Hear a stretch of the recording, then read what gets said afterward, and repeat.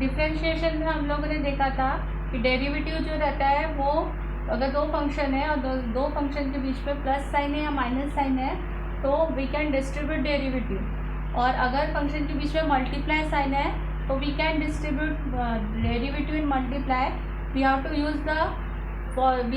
The product rule. Okay, then we saw in division also ddx can distribute, so in that case we have the quotient rule.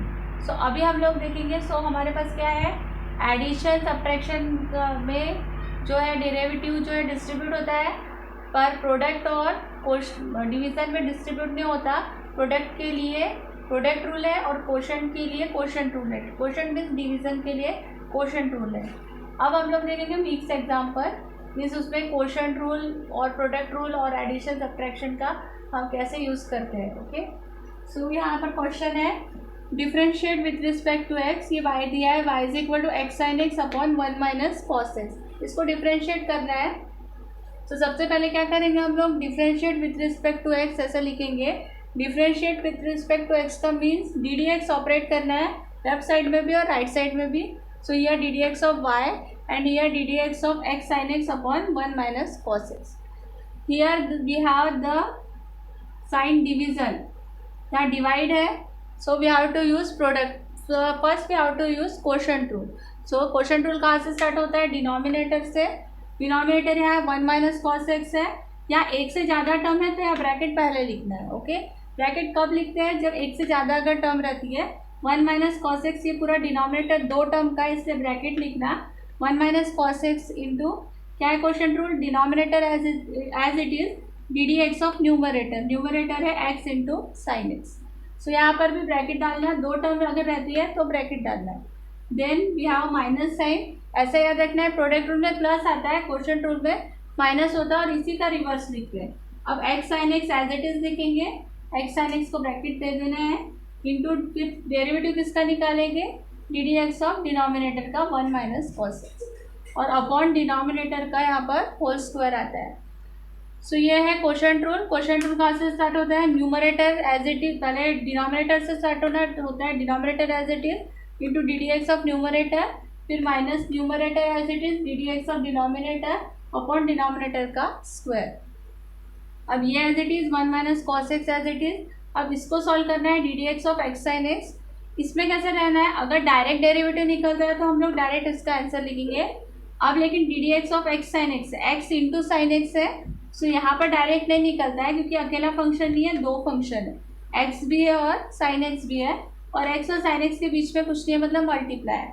So multiply में हमेशा ये distribute नहीं होगा, multiply में derivative में product rule लगाएंगे.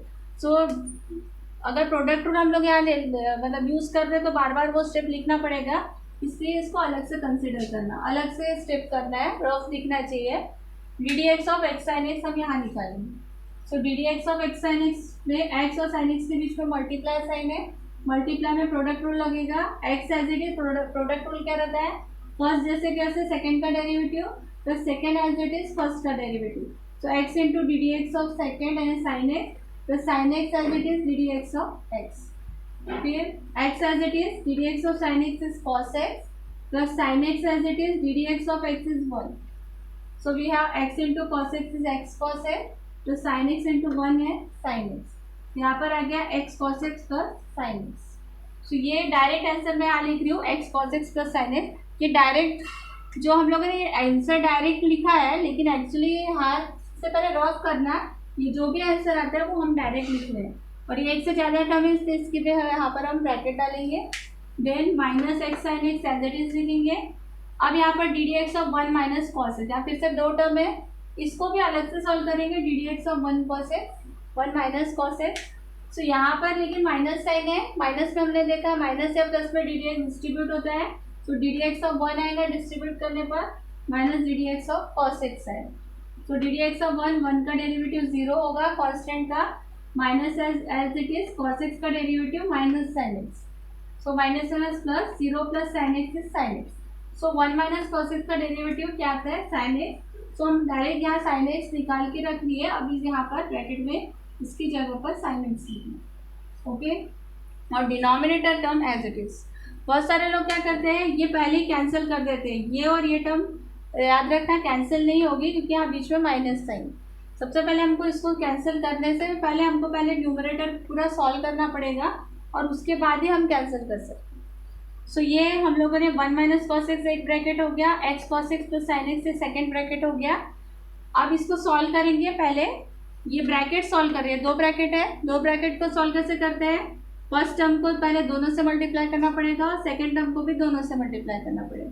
सो 1 into x cos x is x cos x, 1 into sine x is sine x, फिर minus cos x से दोनों को मल्टीप्लाई करना है, minus cos x into x cos square x, minus cos x into x cos x, x cos square x, and then minus cos x plus sine x. तो minus cos x into sine x क्या होगा, minus sine x into cos x आ जाएगा।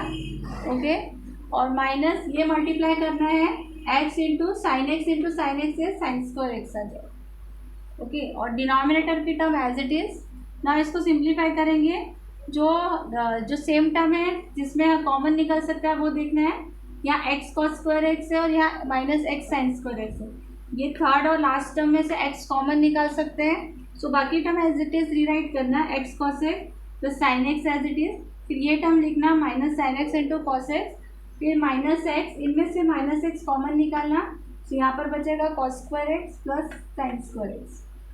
Okay, so cos square x plus sine square x क्या होगा, 1 होगा, हम लोग वहाँ 1 लिखेंगे। Okay, x plus cos square x 1 लिखेंगे और बाकी टर्म एज इट इज़। अब यहाँ से फर्स्ट और लास्ट में एक्स टर्म दिख रही है तो फर्स्ट और लास्ट टर्म को कलेक्ट करना है और थर्ड और फोर्थ को एक साथ लिखना है। अब यहाँ पर x को दोनों में से कॉमन निकाला, फर्स्ट और सेकंड से x कॉमन, यहाँ cos x minus 1, x common निकाला तो पहले उसमें cos x आएगा, माइनस यहाँ x आ चुका है, चाहे कुछ नहीं बचा मतलब 1 आया, प्लस इन दोनों में से sin x कॉमन निकाला, sin x यहाँ निकाला तो यह sin x निकाला तो यहाँ कुछ नहीं बचा, यानी 1 बचा, 1 माइनस यहाँ से sin x निकाला तो यहाँ पर cos x आएगा। अब ये सेम टर्म है लेकिन साइन में चेंज है, तो साइन में चेंज है मीन्स 1 के आगे प्लस है, तो यहाँ 1 के आगे माइनस है, cos x के आगे माइनस है, cos x के आगे प्लस है। तो ये और ये ब्रैकेट को सेम बनाने के लिए माइनस कॉमन निकालना पड़ेगा। सो माइनस कॉमन निकालेंगे का मीनिंग क्या होगा,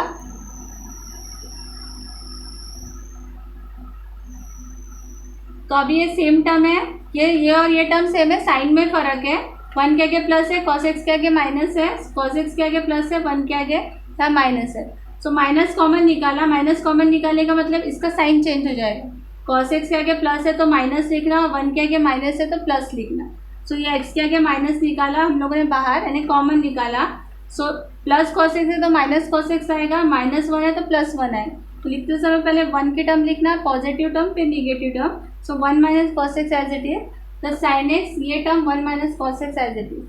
अब यहाँ पर भी 1 माइनस cos x और ये भी 1 माइनस cos x है, फिर से कॉमन निकाला 1 minus cos x। So bracket में क्या आएगा, minus x plus sine x. अब ये 1 माइनस cos x और 1 माइनस cos x का होल स्क्वायर अब कैंसिल होगा क्योंकि इनके बीच में मल्टीप्लाई का साइन है। सो ये 1 माइनस cos x और 1 माइनस cos x का होल स्क्वायर मतलब 1 माइनस cos x 2 बार है, 1 minus cos x into 1 minus cos x। सो 1 माइनस cos x से 1 माइनस cos x कैंसिल हो जाएगा और टर्म क्या बचेगी, न्यूमरेटर में साइन लिखते समय साइन एक्स माइनस एक्स लिखना, डिवाइड करना, अपॉन डिनोमिनेटर में क्या आएगा 1 माइनस cos x आएगा। सो यहाँ पर हम लोगों ने इस क्वेश्चन में हम लोगों ने क्या देखा, इसमें हम लोगों ने प्रोडक्ट रूल भी यूज़ किया, क्वोशंट रूल भी यूज़ किया और सब्ट्रैक्शन और एडिशन वाले रूल भी यहाँ पर यूज़ किए। ओके।